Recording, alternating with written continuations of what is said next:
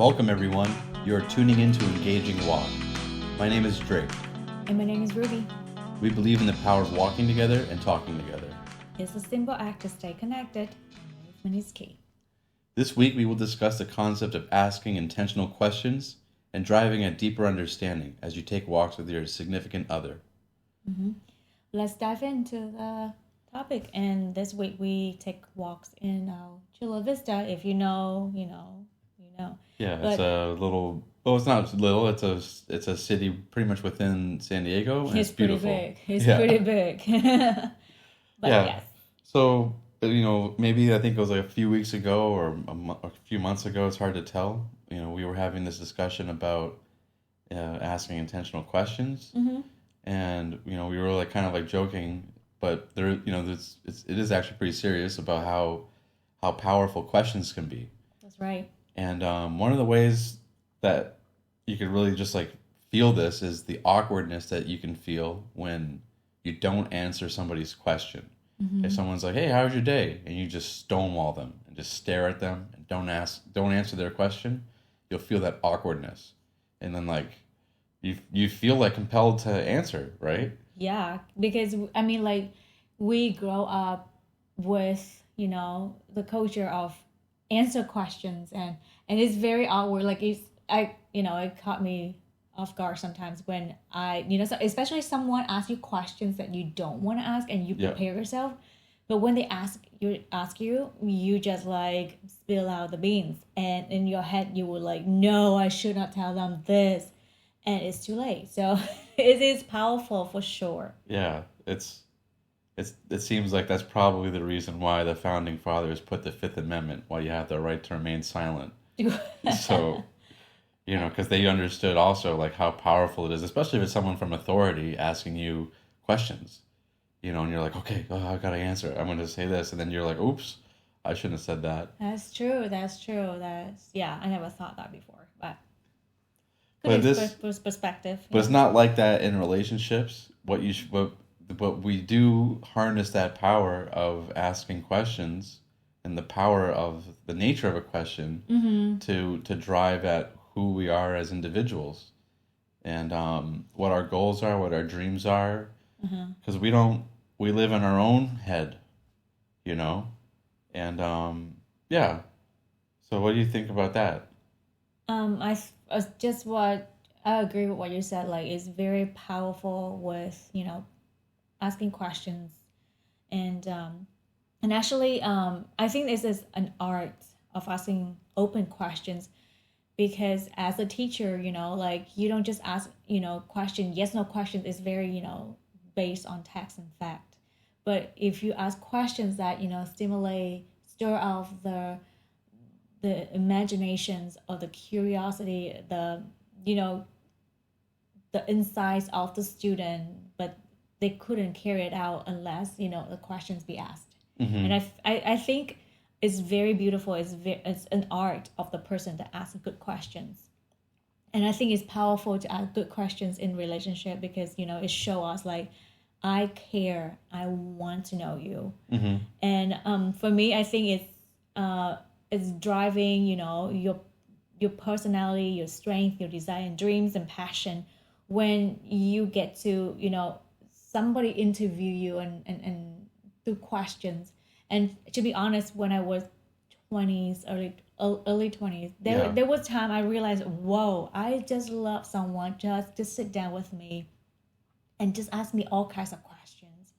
And I'm a girl that look for personality tests. Mm-hmm. Like, literally all the tests. Do you remember what your personality type was? Oh yeah. It changed a little bit, but like, I think it's INTJ, introvert, and then the N is do you remember? No, I don't remember. Intuitions or something. And yeah, maybe intuition. T for thinker, and J for judgment. Judging or something like that. Yeah, so I'm very like rational and logical, mm-hmm. but it doesn't mean that I'm not sensitive. That's true. I can be very sensitive and dramatic. So anyways. Well, who amongst us isn't dramatic at some point?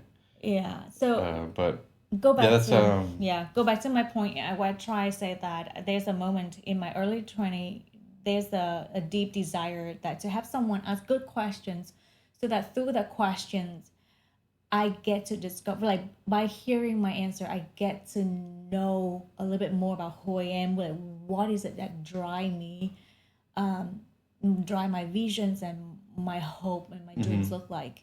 So yeah. Those are very important things for us to know about our partner. What their dreams are, what their strengths, their desires, their passions. You know, and those can change over time.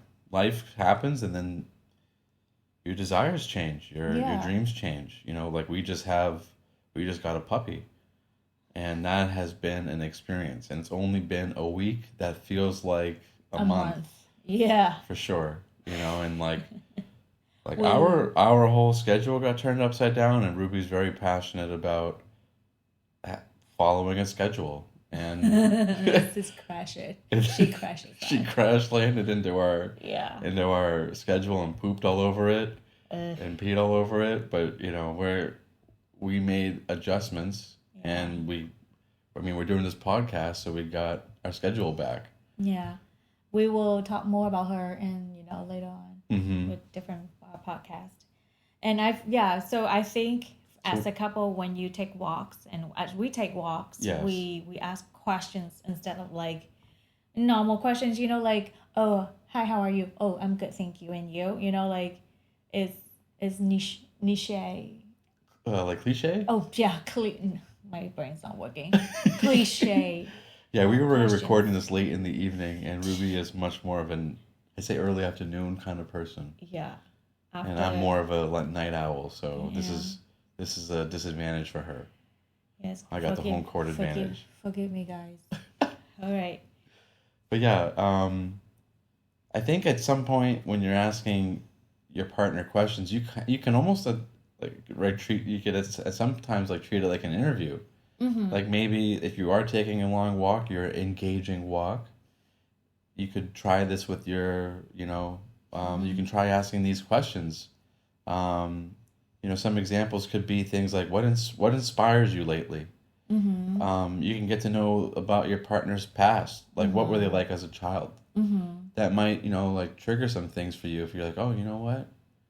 Yeah, like Ruby mentioned that she is like in high school, she was like super into biology, for example. Like it's not actually it's the truth, but I was not that good. I like it, but it doesn't like me that much. Yeah, so you could, like Ruby knows like my past, that I grew up skateboarding with my friends and playing music, and I really wasn't that into school. Especially in high school. And that can give her like a vision of like, because we don't know each other back then. So that can give you like a good framework of who this person is that I'm married to. What were they like in the past? Not just things like where did they grow up? Like that doesn't really tell you much. Like what was it like when you were growing up in Vietnam? Like we can talk about that, and that'll give you some good insight about your partner. Yeah, and I think the goal is like to get to know the person. And for me, for Drake, we did the DTR. It stands for determine the relationship. Define the relationship. Yeah, by Danny Silks and Keep Your Love on Our Life Academy. And shout out to the team and Danny Silks, Brittany and Ben, because they really built up a solid ground for us as a marriage couple, or even dating relationship, because whatever that we do is to connect. And for me, if my most important or desire is to connect with Drake in different levels, and even especially like his childhood, his even his skateboarding. He during dating time, he would never show up with the skateboard because he didn't want me to see him fall, so but I would love to engage with you at that level, but for him it's too much. But now I start seeing him skate in front of me, which is great because because of asking questions and being intentional to get connected with the other special one. Yeah. It just